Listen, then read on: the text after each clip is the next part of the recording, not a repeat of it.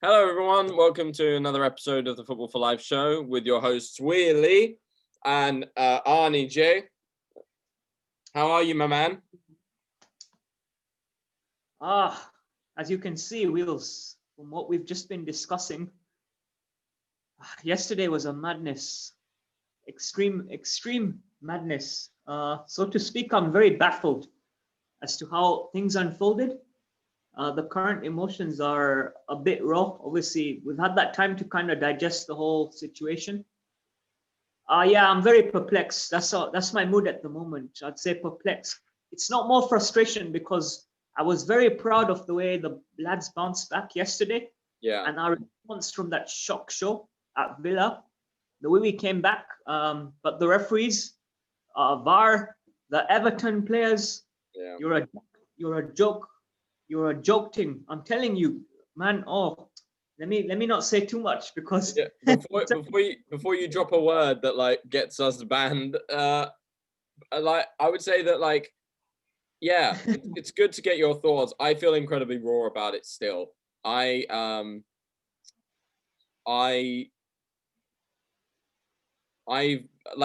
normally am not. If something goes bad in a game, I blame the other team. I'll blame the officials, and then usually what will happen is a couple of hours down the line, something else would have happened that would have made me forget it, or I would have been able to calm down. But this, not like we'll get on to more of the match incidents themselves later on, but like the decision to cancel out the goal at the end, the outrageous offside call, which basically denies us what is a win, and the horrendous officiating of what is essentially can only be described as an assault, because you talk about a comeback, and it in many ways it was a bounce back. We got royally spanked against Villa for so many reasons, right? And it was laughable, and we were thinking, okay, well, the next game we should bounce back really quickly. Klopp won't let the heads drop. The squad won't let their own heads drop. And actually, that's what we saw. We immediately scored 3 minutes in, and then we were attacking the entire game. We dominated in both chances and possession. And then literally we get stuffed because basically the best defender on the planet is attacked and forced to go off. Man thought he was in UFC, man.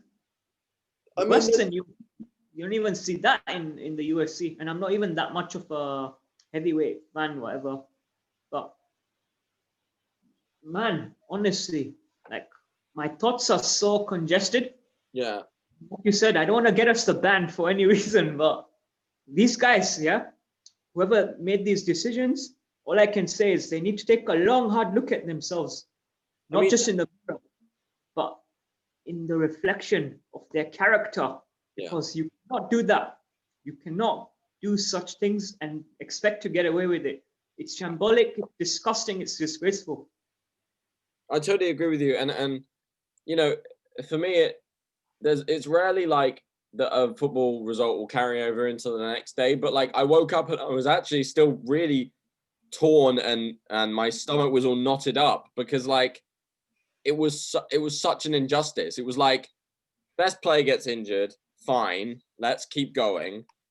Yeah, I get sure, our defending for some of the goals that they score is a mixture of poor defending, but also a great heading ability from Calvert-Lewin, who, by the way, is becoming a really surprisingly decent player this season. How was Pickford even on the pitch, though? Exactly. The fact that he wasn't even booked. But he should have been sent off straight. Hey, no, but the thing is, he should have seen a red card. He should have been off the pitch. But he didn't even get he got a telling off, but he didn't get a yellow card. Like Because you can't the injustice, because like there was nothing more you can do. Like if you're in a game and you score 3 goals, or you know, against your rivals, you can't then also beat the official team. Like, Mm. especially with VAR, which is supposed to stop these. It was supposed to come in to stop and catch these really poor decisions that were happening. Yeah. You And see, it just allowed it to happen.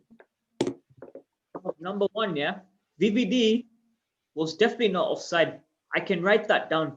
He was not offside, number one. Number two, yeah, even if he was offside, just say for argument's sake, it should have still been a sending off because of the reckless challenge. That's endangering an opponent. So VAR should have said, okay, fair enough, offside. We'll give the goal kick, but I'm sorry, Pickford, you're off. Mr. T-Rex should have just. Mate. Hooray! That's good for my team. We were so engrossed into all this talk from yesterday's derby that we forgot Spurs are actually now 3-0 up. Yeah. Wow. In 16 minutes. 16 minutes. All I know is my captain is doing well. So big up my fantasy football team this week after the last fortnight's crap show. Given my drop because of our defense on the Villa game. But obviously coming back to the derby yesterday, good goal that.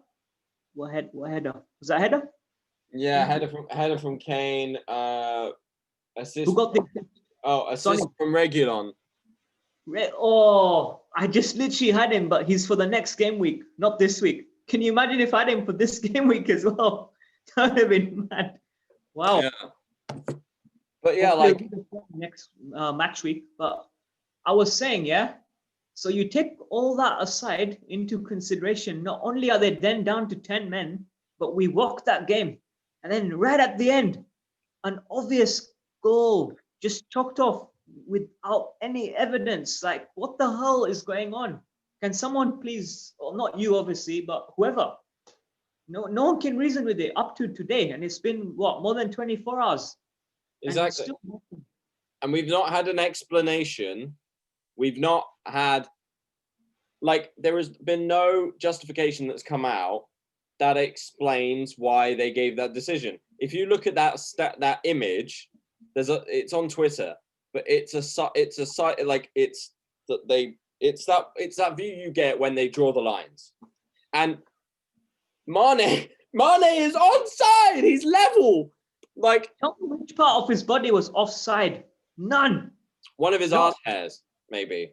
No, not even that. But that's how farcical it is, though. That's the fast. That is the farcical nature of it. He is literally level with the defender. Of course. Tiago plays an incredible pass. He disguises it to make it look like a cross, and then just cuts it back inside, and Mane goes in. Yep. And stops it. The thing is, like, you start to. Not only do you start to like persecute like the team, because you start like they are stopped from getting the points that they deserve, but what you do is you don't end up rewarding good play, because Tiago kills that entire defense with one pass, and Mane then kills it again with another, and both times it's just ruled out and gone, well, that pass there is offside. No, that incredible pass there that outsmarted like 6 other people. He was completely onside. I cannot think of a single part. Forget the body. Anything that's attached to his body, like, this beautiful T-shirt, not the same color, but the sleeve wasn't offside. The armpit wasn't offside. His hairline definitely wasn't offside. Yeah. Oh, mate. His hairline is still on the halfway line. Mane's hairline is incredible. I just don't understand how these people can come up with such decisions and expect to then get away with it. And do you know the same referee in the VAR room? Again, I just want to clear up one thing. I don't have any issues with VAR. It's the people in that room. Exactly. Thank you for saying it. Like, it's the same official who denied us the penalty against Burnley, which in turn obviously denied us Centurion last season. And now he cost us in the derby as well. Like, come on. And then T-Rex bloody gets away with it. I love the no shame in the way you say he's T-Rex. I love it, man. But it's true. Like, someone sent me on Twitter, they retweeted the image of, because it went viral, didn't it? Andy Robertson and Klopp confronting the ref at the end of the Burnley game. Do you remember? I saw. And they're like, "Oh, you fucking idiot!" Right? That like, I was like, "Is that the same ref in the?" And so you just echoed it for me. But again, when everyone will go, "Oh, it's VAR's fault." No, the problem is VAR at the end of the day is the option to go and look at another set of cameras. That's all it is. It's about the officiating team and the rules that are implemented behind it that are causing all of these problems. Like, that's it. The handball rule altogether is stupid. The offside rule is now becoming farcical. So it's not about like, oh, VAR's created all these problems. No, it's the officials. I don't mean to imply anything, but I just want to drop a fact down. Yeah. So apparently that same official, like, he's so irrelevant, like, I've forgotten the name and I don't really care, but I know he's from Manchester because someone shared the group, someone shared the meme in 2 of our groups. Right. So I don't know if that's got anything to do with anything, but I wouldn't. No, it's just a poor excuse for officiating. That's all it is. The standard of refereeing in this country has got worse over the last 10 years, I'd say. Oh my God. And we're meant to be in the best league in the world. And then you got this incompetence level of officiating. Come on. Like, what have we come to? I'm literally lost for words still. I mean, I was watching, the Kickoff channel on YouTube. Yeah. True Geordie. True Geordie and Hugh Wizzy and Loz, right? I saw it as well. All of them were they couldn't get their head around it. The game is gone. Like, if that becomes, because it's not like these events happening in a game and everyone misses it and then people go, oh, that was really crazy that it was missed. What's happening now is that things are happening in a game and they're then trying to find ways to call it offside or call it handball. It's like they're looking for things now.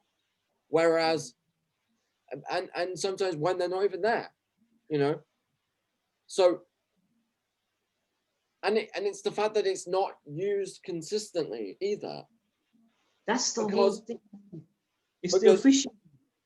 They use it for the Richarlison red card. Yeah. So they use VAR for that, but they don't use VAR for the leg breaking tackle on Virgil. Yeah. And then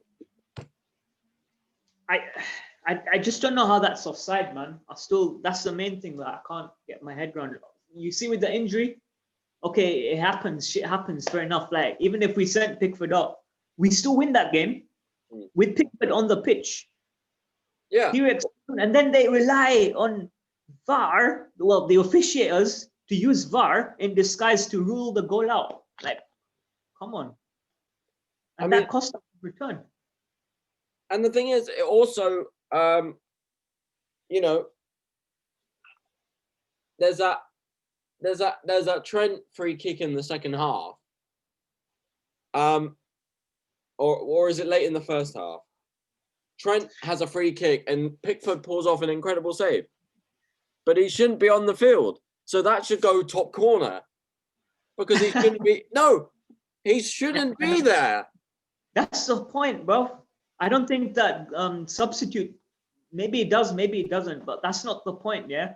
What's his, I think Joel Rubbles or something. He's their second-hand goalie. In terms of Oh, T-Rex, Urex maybe. no, they just brought in a guy from Roma, Robin Olsen. I think he would be the one that came on. Mm, mm, mm. But Willie, look, all this aside, yeah, we still win that game, even with T-Rex on the pitch against a revitalized Carlo Ancelotti side, and then we get robbed of that as well. Like, that's taking the piss, man. Proper Mick take that. And I'm not going to sugarcoat my wording. That's how angry I am. And I think the other thing is, like, Carlo Ancelotti is, he's one of the premier managers in world football, right? And has had a long history and a long career of winning because of smart tactical decisions or a little bit of luck or, but keeping a level of integrity. If, I just don't know. He wouldn't have been happy with that. Because he's a stickler for how the game is at its heart. I don't know if I heard him correctly. I was watching Match of the Day last night, and he said it wasn't offside, but he may have said it was offside, but then he didn't add anything else. So I reckon he said it wasn't offside, because if he said it was offside, he would have added something like, "Oh, in my opinion," or it would have been a longer explanation. So yeah. I probably misheard him. But I think he meant to say it wasn't onside. Maybe you can try and get a clip. I don't know. But I'm sure he agreed that, yeah, I don't think it was. Yeah. And, I equate it, and maybe it's a wrong thing to equate it to, but... Bruh, behind you.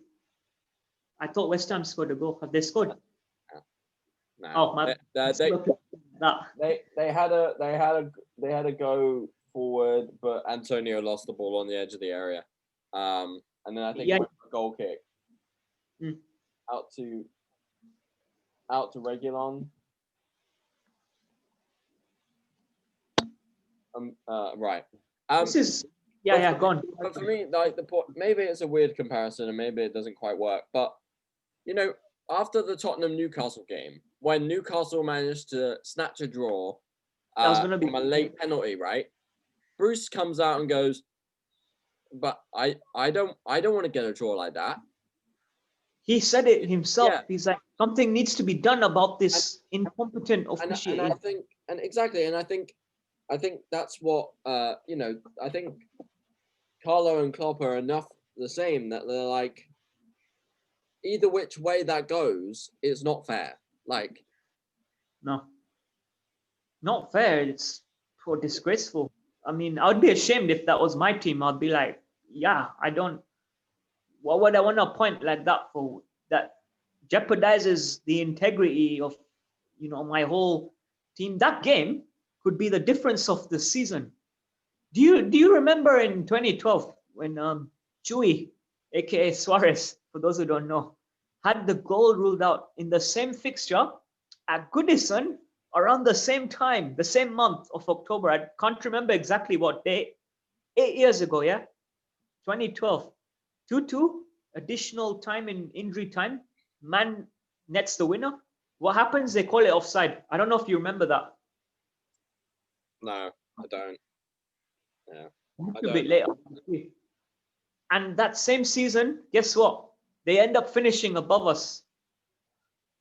Yeah, they finished 6th and we finished 7th. And I think the difference was 2 points, if I'm not mistaken. Yeah. Look, so going back that far is not really helpful. I think it's weird, man. Like, look at the way history repeated itself. That's I mean, but how many other draws have we had with Everton in the same time at Goodison? Like, every game we play against them at Goodison turns out to be a draw. Rashford, remember last season when we should have beaten United and that didn't happen either because of the poor officials? Yeah. I mean, I think what we're seeing now is, so obviously the result was really bad and it sticks in our craw a bit, and all these trolls, yeah. It looks to trolls and to rival fans, it looks like, oh, Liverpool dropped points 2 games in a row. That's true, but that negates the narrative of the actual story, but of the actual game. But I also think, you know, and this is what I think we should move on to our next topic, which is the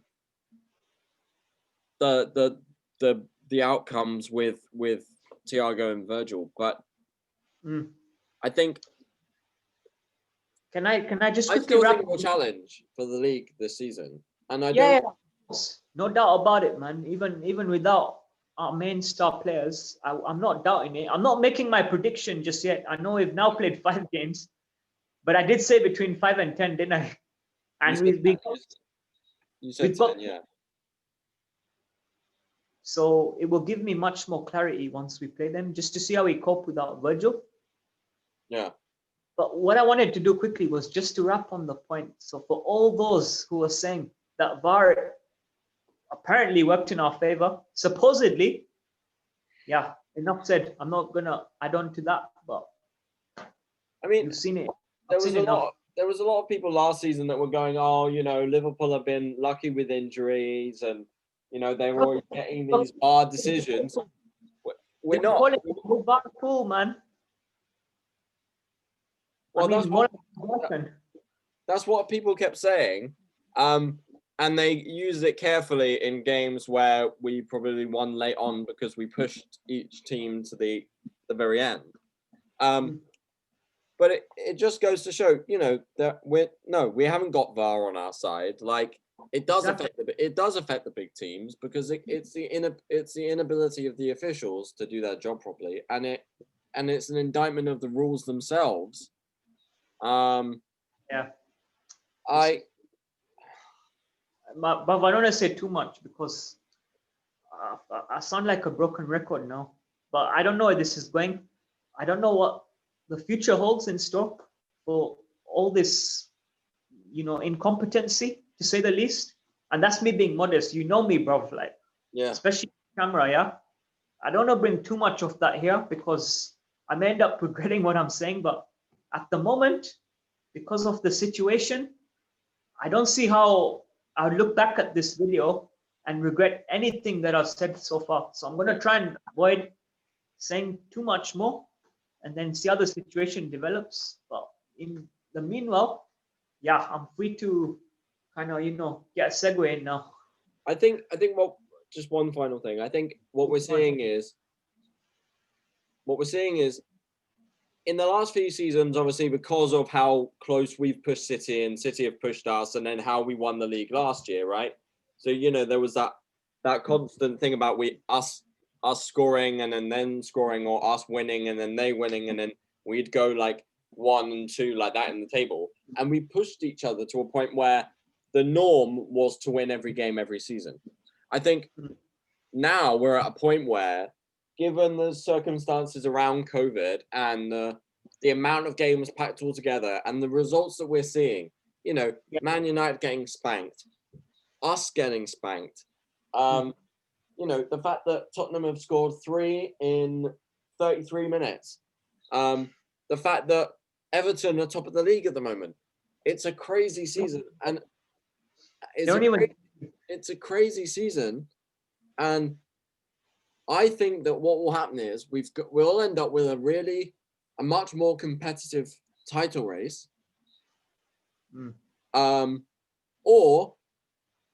because I think more teams will take more points of each other, and that still gives me hope that like that little bit of leeway can maybe help with the injuries that we're discussing now. So that's it. So you carry on. No, I was just gonna supplement to your point and say I think that Tiago will be back soon. Obviously, there's a worldie in there. For a signing that is, thankfully, he's not out for too long. I mean, 2 weeks is kind of culpable. I mean, yeah, we have got Ajax in the Champions League, but I'm sure we should still have enough to get through without him. Yeah. My only concern, I'd say, obviously, is Virgil. Becker should be back sooner rather than hopefully later. And I think if we sign in January, like I was saying to you off camera, if Matip and Gomez can form a partnership, but most importantly, stay fit, then you never know. That could make up a bit. So you were just to recap. You were saying that About the partnership. about the injuries. Yeah. You see, with Virgil, yeah, the void can be covered. It will feel like a little compensation. I mean, he's irreplaceable. You know, given the rant that I made, I'll repeat this again on camera. When we signed him, obviously now we see the void, but it's something that we can work on, given, but it's conditional. We need Gomez and Matip to form an indestructible partnership and stay injury-free.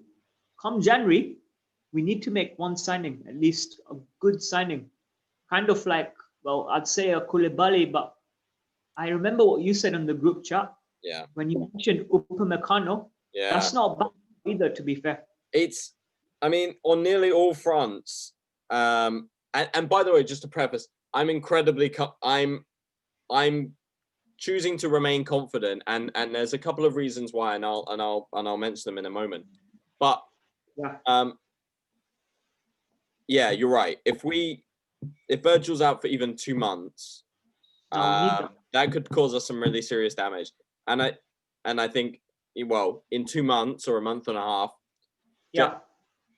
the January transfer window opens, and so we can go for that. And so, exactly like I mentioned the other day, anyway, French, Upamecano from RB Leipzig has a 43 million release clause, release clause, or 43.5, which is incredibly doable, because that's, I mean, how much is that in English pounds? I mean, it's about 38, isn't it? I think. Yeah, almost 40. Just say 40, approximately. Right. You know, and we're talking about like comparisons to like, oh, go and get Koulibaly. Fair enough. Look, Napoli keeps saying they're never going to sell him, and now he's getting older. He's now 29, and they still want like 90 mil for him. Sorry, I don't think we should do that, and I don't even, that's too much money to have as a guy who probably wouldn't have the same like guaranteed playtime as Virgil. Yeah. Because I still think our best pairing is Gomez and Van Dijk. But Upamecano gives you speed, he gives you strength, he gives you a tactical awareness, which for a guy like who's 23 is pretty impressive. He's one of the most sought after young defenders in Europe, and he's much younger. Like you'd get an extra 6 years out of him if we can get him. Obviously, I'm agreeing with you. Just to the fact that, bro, I don't think Koulibaly will cost 90 mil. That'll be just. That's what Napoli are asking for during lockdown. Doesn't mean they'll get it though. I reckon they'll probably sell around 60. But your point though is pretty valid. I would also go with that if need be. What we need. Do you remember the Gomez before lockdown and the Gomez before that nasty injury against Burnley? If we can get that Gomez and then the Matip that led us to the Champions League in the run-up, if we can get that pairing, stay fit until at least January, and then make that signing, bro, I reckon we could compensate. I'm not saying we'll 100% fill the void, but it's a void that can be kind of covered. Here and there. It's something that can be mitigated, isn't it? I totally agree with you, actually. I think, because Matip, people go, is Matip really a good defender? Is Joe Gomez a really good defender? I think Matip is incredible. I think he's a really good defender. We also have to imagine, we have to remember how much he cost us. and where we got him for and how long we've had him for. We've had him for a while. We got him for free at the time.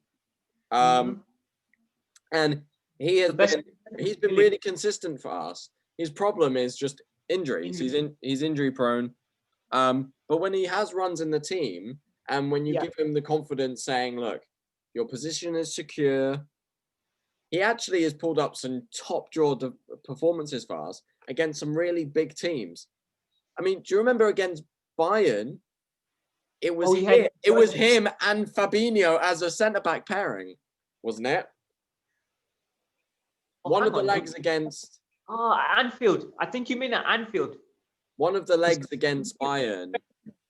What happened? Was he suspended or what? He got yellow or something? I think Virgil...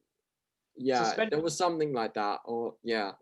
He was came missing. back. No, I think he had a stomach bug or something. I can't remember. That's it. I think he came back for the return leg though when we destroyed them at the Allianz. Yeah, but like, because I remember it was like a 1-1. It was like a 1-1 at Anfield or something, or like 0-0. Right. Yeah. Just to clarify one thing. So he can do it again. He's got a track record of being really good. We're not saying that VVD would not be missed. All we're saying is a way to kind of so to put a square peg in a round hole, which will work. We're not saying that the void will be filled, but there's a way around it. You get it? Oh yeah, I totally agree with you. I mean, look, we're talking about how you fill a hole. All right, I'll put it this way. No. I get what you're saying. Like, I agree with you. It's like you substitute chicken for corn, yeah? It's not quite the same, but it gets the job done. You get it. You still get your protein as well. So exactly. I don't want people coming back and saying, "Oh, you said this," especially rival fans, yeah? Or you said this about VVD. Ha ha ha! Look what happened now. Like I just don't want none of that coming at us. Even our own fans, to be fair. So I just thought I'd get it out there. I mean, exactly. It's it's trying to replace, trying to fill a hole left by the best defender in the world getting, really badly damaged. I was just going to say that, like, so I was on Twitter earlier finding out some updates on our injury situation, and the first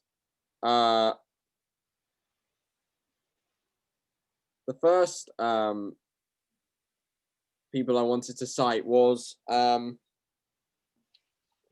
sake, why can't I find it? This up. I just want to also quickly mention yesterday has to be one of the maddest, if not the maddest days that I've seen in football overall in terms of the results.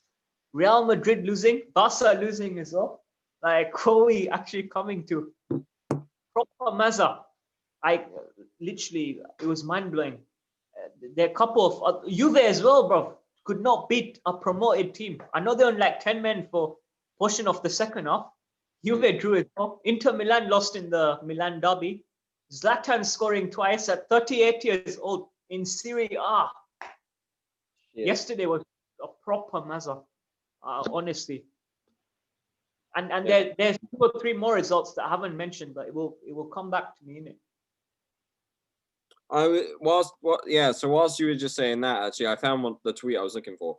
So Neil Jones, who, for those that don't know, he's the Liverpool FC correspondent for Goal magazine, and he is part of he's based in Liverpool, and he's one of these he's very close to the club. He's a well-respected source. He came out and said at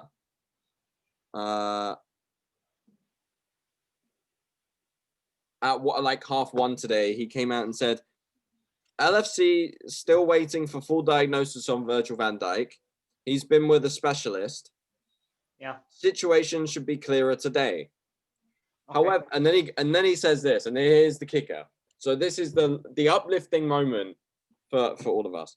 The feeling on Tiago is more positive. Club feels he's avoided serious injury, but we are waiting to see how the knee settles. So, there was a fear, and I certainly had it yesterday, because I think I missed the Tiago thing. I knew there was a red card, but I missed the build-up. And then he's that guy who's getting us next level. So I then suddenly saw all these pictures coming out afterwards of this awful tackle, and I went, no, not him as well. And I think this is going to be a big boost, especially if, do you know a guy called Grizz Khan? Yeah, I know Grizz. Right. Personally, but I've heard of him, yeah. He was tweeting earlier saying, expect to see Alisson and Tiago play by the end of the month. Yeah, I don't see Becker as well. Becker as well. Yeah, that's what he said. More like mid-November or something, because it said 6 games. Was it 4 weeks or something from now? But that's good, man. He said 15 minutes ago, expect Alisson and Tiago to be back playing again by the end of the month. Means we don't see Adrian in goal. What a relief. Lucky. I mean, do the maths on it, right? So wasn't it between 4 to 6 weeks expected? So we've already had 2. Well, 3. 3. Break, including the international break. Right. So.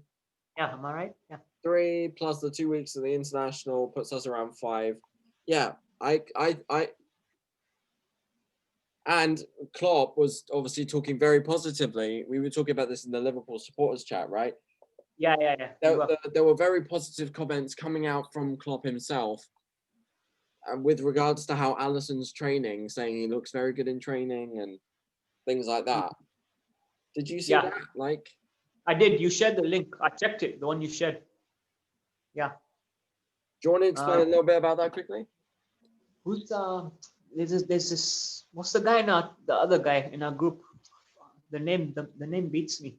He shared something as well that was similar to what you put on, that he is back in training but not fully up to scratch, but things are looking positive. Brilliant. I mean, I think that's it. You know, if we get Alisson back, and then have a back 4 of Trent, Matip, Gomez, Robertson, that's really good. I'd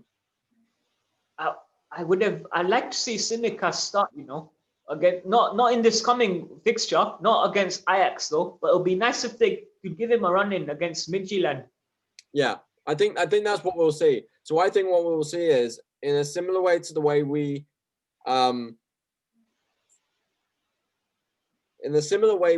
looked at like Fabinho and Robertson, right? There was a lot of obviously pressure for them to come in, but there was also the understanding that it would take some time. You know, Robertson wasn't playing every game straight away, and people were saying, you know, after that Crystal Palace game, they were like, you know, he's playing really well now, put him in, and then Klopp left him out. For him to learn the intricacies of the system, and I think that's what Tsimikas has done, is doing, because he looked good in that cup game, didn't he? I'll caption it. It's a slight risk, but it's, with all due respect to Midtjylland, it's kind of similar to the Maribor game that we had away when we spanked them 7-0.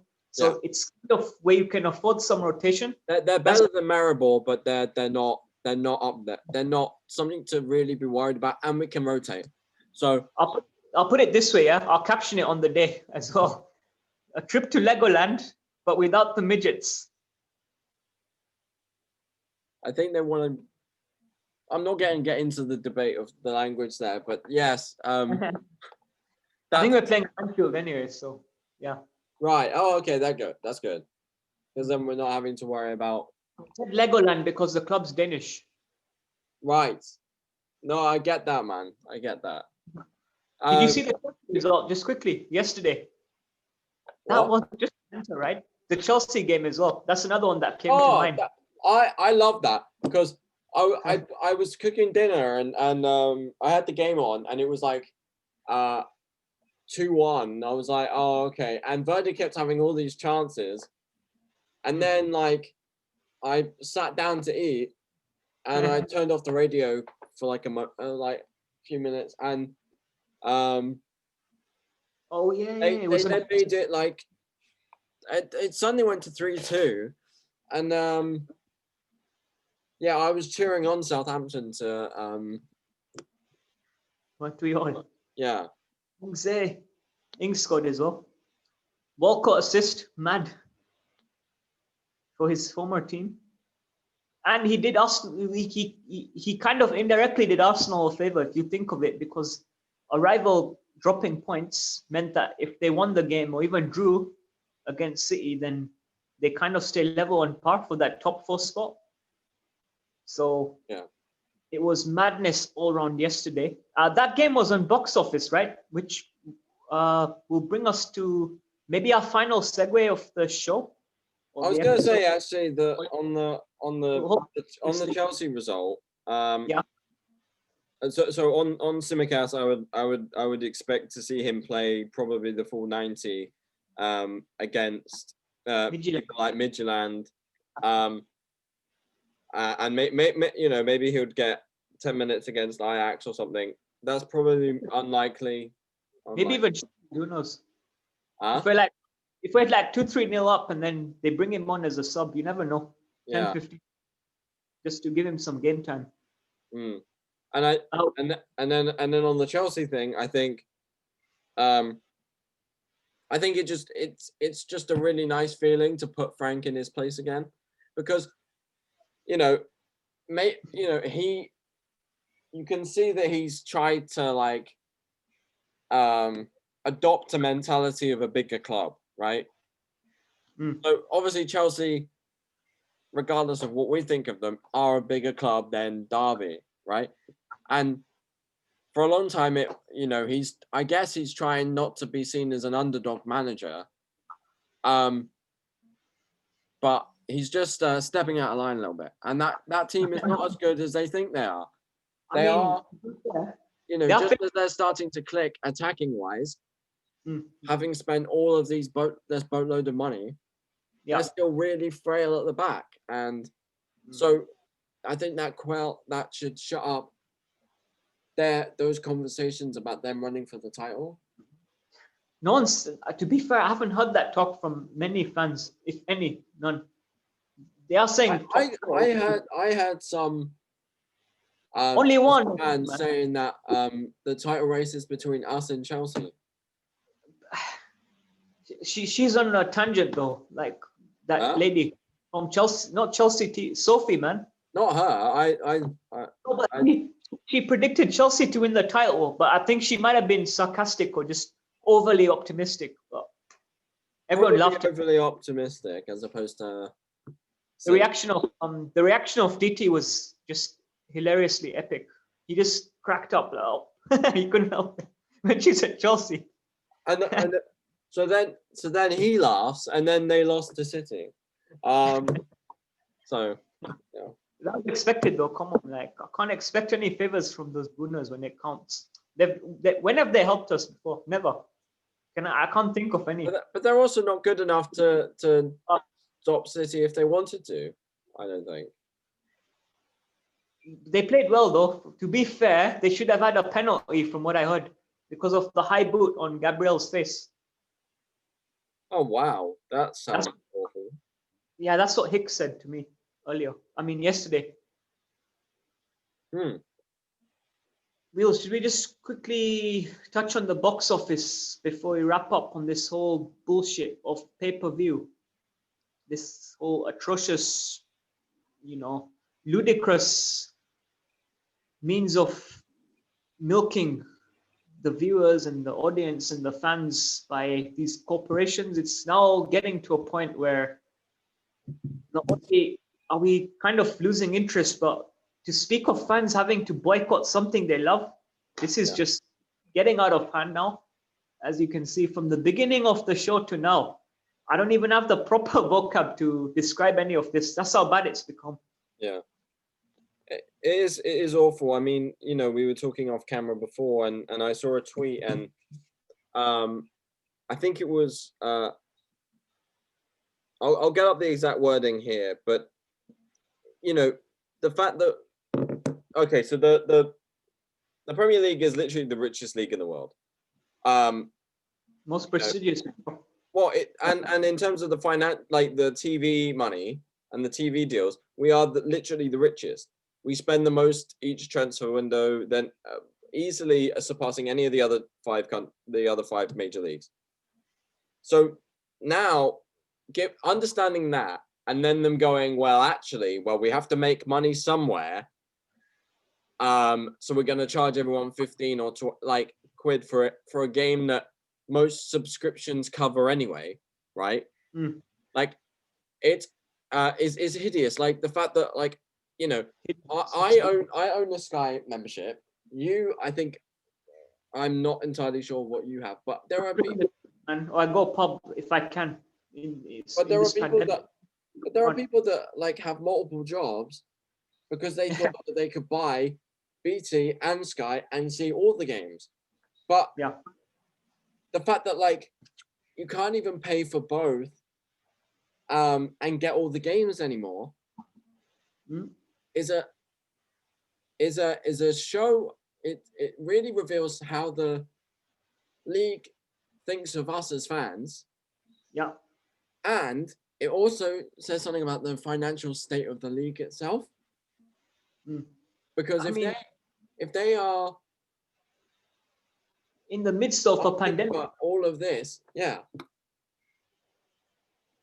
Are they forgetting without fans? Yeah, where would they be? Why are they killing?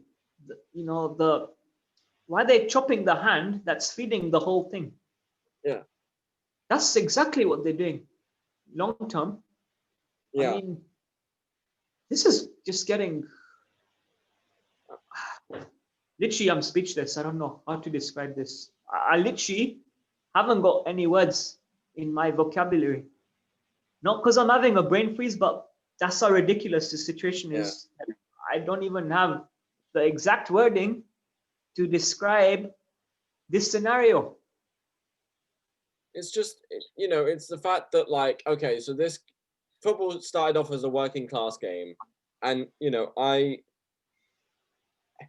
the fact that we've now got to a point where, like, in a pandemic, there are no concessions being made for the working class, the average person, to watch all the games. They're adding extra charges just to line the pockets of the people that own the clubs and own the league and own the stadiums. Like, it's not, or own the broadcast, the broadcasters. It's becoming a joke. That price should be massively subsidized, or not even happen at all, and they should be part of the other packages. Now it's become a game that was designed and played by the working class, and now it's played by the rich, the ultra rich, for the ultra rich. Yeah. Watch that 180. I believe in karma. This is gonna come back and bite them in the backsides. You watch. I mean, okay, some repercussions, but I guess so be it. Because we encourage everyone. I mean, hopefully there's no repercussions for us on the stream here, but I'll just say out loud, you can edit this part if you feel you have to, but people should boycott this thing. I'm saying it from perspective. Boycott the thing if you're watching. However many people watch, however many listen, that's what I do anyway. It's just my take on the whole thing. I think that's an excellent point. I would echo those sentiments.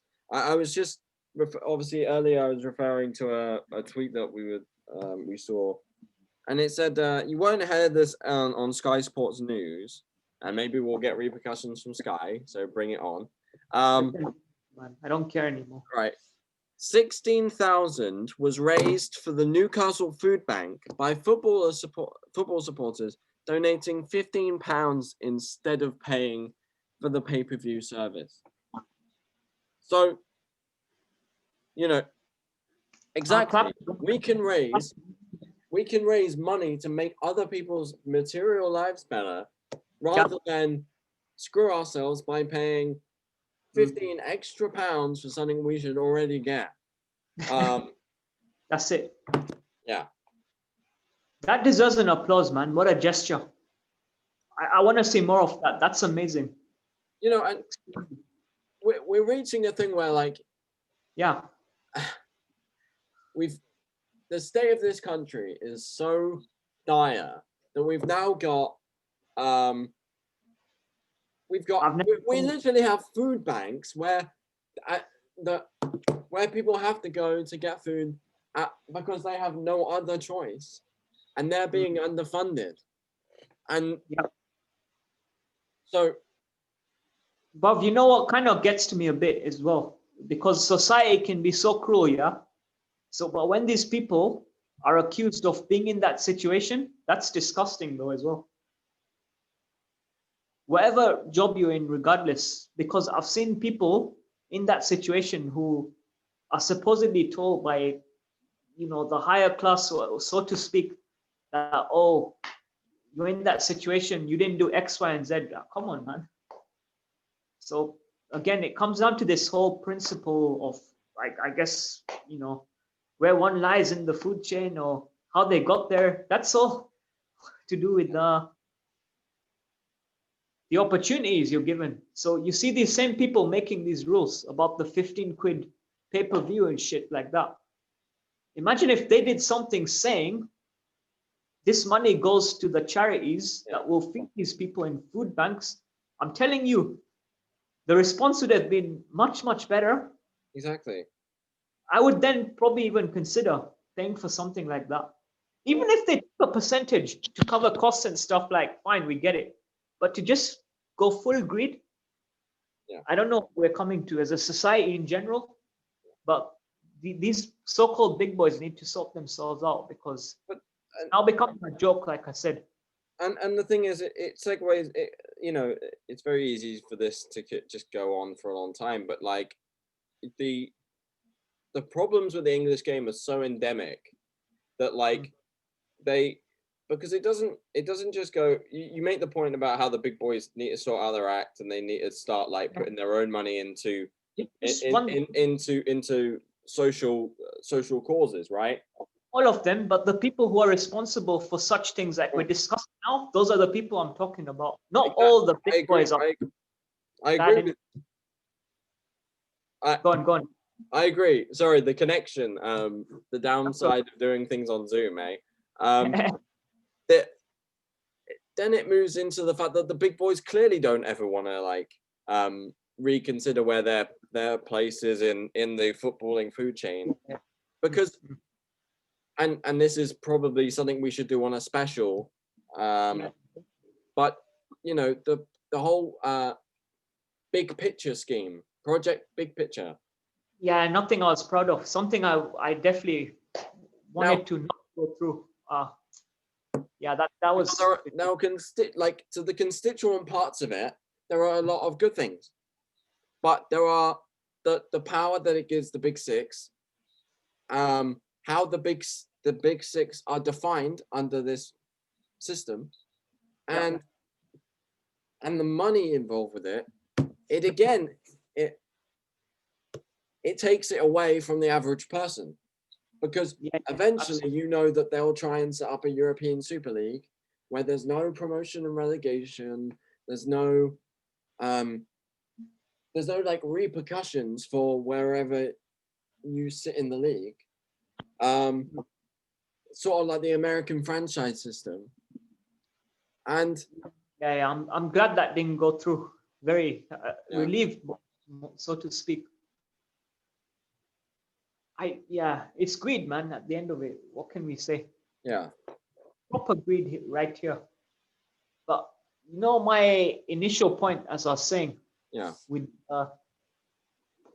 just the footballing society in general, it's things like these that have made the gap so big. Yeah, like look at Macclesfield Town; they're out of existence now. Yeah. Would that have happened if we had a bit more justice in the pyramid? I think not. But football clubs are now going bust. Mm. What a sad story, man. It's just a bizarre state of affairs. It's heartbreaking that a whole club has lost its identity just like that.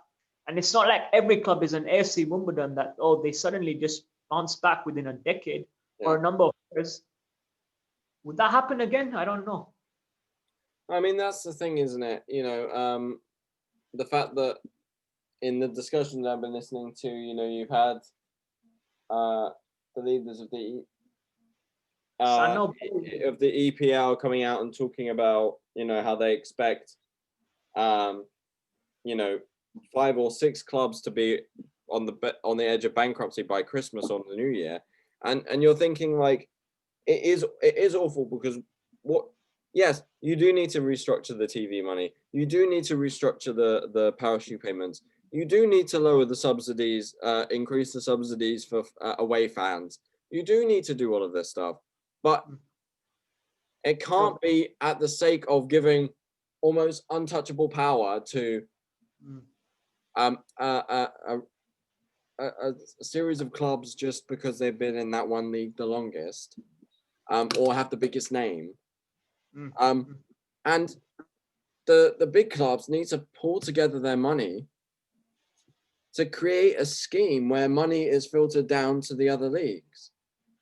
It only makes the only reason that this came out was because, someone leaked it at a time where Man United and unfortunately the ownership of Liverpool were trying to leverage the future of these smaller clubs to get this power, and using the pandemic as like a gun to the head moment.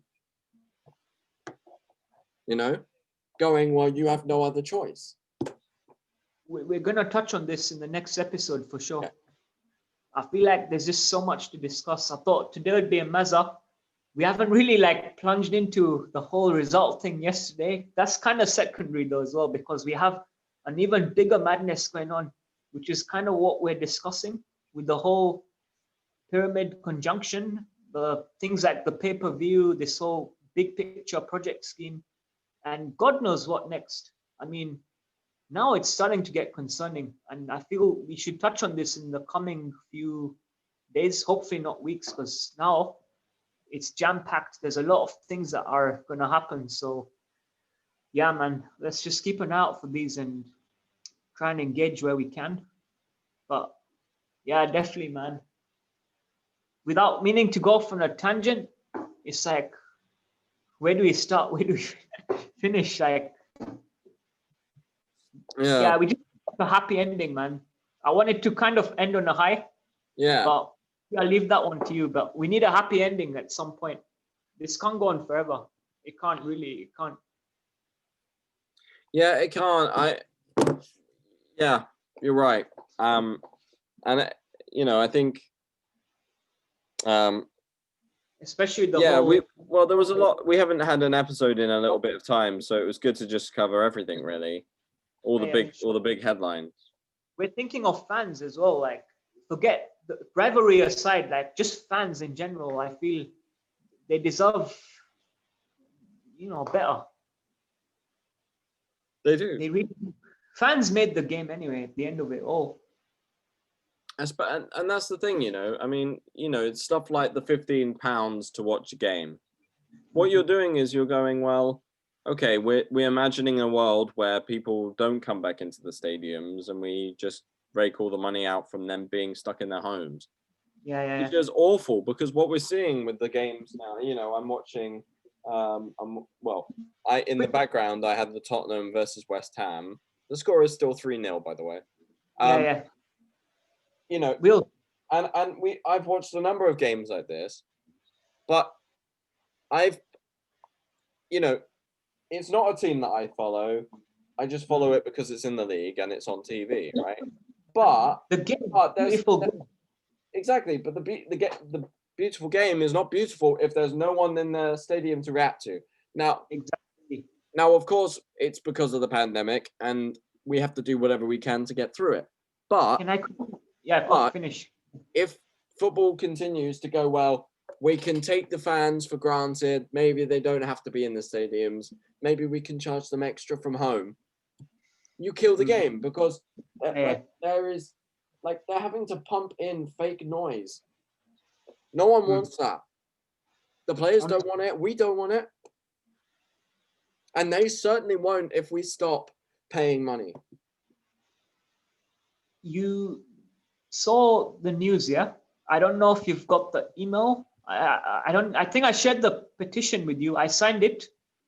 There is going to be a debate in Parliament next month. I'm not sure of the exact date. I think it's on the 9th or the 11th of November about bringing the fans back into stadiums. So keep an eye out for that. I just thought I'd break the news to you and to anyone who may be viewing this stream later. So that's a good, we can end on that front at least. Something to bear in mind, some food for thought, and I'm very, very intrigued to see how that will turn out. Yeah, I am too. Back in the stadiums though, definitely. I don't know if we'll have any fans in, someone was asking on our chat, by the way, are Ajax going to have fans on Wednesday in Amsterdam? I think they are because they're allowed limited numbers of people in. Cool. And there'll be quite some weed, but we hope to overcome that. We're calling it the weed trip. So yeah. So our first game. So it's in Amsterdam then. Cool. You know, oh my God, can you imagine? They won. Can you imagine? Like, they even won 5-1 the other day. Wheels, what a fixture that would have been, even for us. Like, even if we didn't have tickets to the game, we could have just gone down. It's all the hype, man. This shit needs to end. Like, at some point, it's got to a stage where we can at least get something back. Could have been a fourth. Kane is looking so sharp, man. Up, yeah. Probably one or two more. We'll see. West Ham might get consolation, but remains to be seen. How long to go? About half up? Yeah, it's 61 minutes. Cool. I might just hop on that now, stream, once we wrap. Any final thoughts, Wills? I think we've covered a lot. So I apologize to our viewers if we've repeated some of the stuff we've said or whatever, but like it can be hard to keep a clear train of thought when you're doing everything via video calls, and we're learning with everyone that we do here. So thank you all for listening. It's been a pleasure to bring you content. And Aaron, my friend, it's lovely to see you and talk with you, and that kit looks good on you. See this, bro. Till we die, and in our next lifetimes, long live. Why? I'm gonna say in full, we never walk alone. We WNWA instead of YUW. Substitute it. W could be the weed as well for Wednesday. WW, double W. Have you seen that word, but like it just came like off the cuff. Yeah, man, it's on it. Wednesday. It'll be good to see if they are allowing fans in, and I think they are. I think it's only like 25 capacity though, so it'll be a decent number. And the Ajax fans are always up for it. So, Johan Cruyff Arena. Yeah. Looking forward to that. But I think we've been going for a little bit of time here, and I think we should probably end it. But just want to say, thank you everyone for watching. This will go up on YouTube. We've been trying to get into the habit of doing more video-based content, so you can see our lovely faces, but then obviously in the future, depending on our availability and our closeness to screens, we might do some audio ones as well. So thank you all for watching and listening. Aaron, thank you for joining me for this. Yeah, Wills. Thank you for having the whole thing on and for organizing it. You literally sounded like the professor of English literature there. I give that to you. Thank good you, rap. mate. Thank you. But enjoy the game. I'm gonna possibly put on the stream as well. Yeah. And yeah, let's see how the week unfolds, isn't it? Yeah, mate. Go for it because it's so it's the Tottenham game and then there's another game tonight, I think. Oh yeah, Leicester Villa. Yeah. I want Leicester to snot Aston Villa for us, just as karma. Rog do his revenge on his ex-club behalf. We see. They don't bottle it, that is.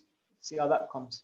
And the other thing is that there are rumors popping up saying that Jordan Pickford could still could be banned retrospectively for that.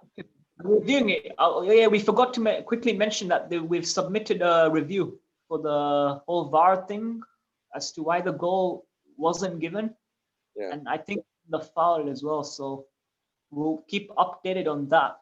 I don't know when the verdict will come, but remains to be seen, I guess. If there's any major developments, we can post onto the Facebook page that we have. We can share the link at Football for Life show on Facebook. Most definitely. Yeah. Till next time, it's been your boy Arnie J. Football for Life show with Welly. Thanks, brother. Take care. Long may we live.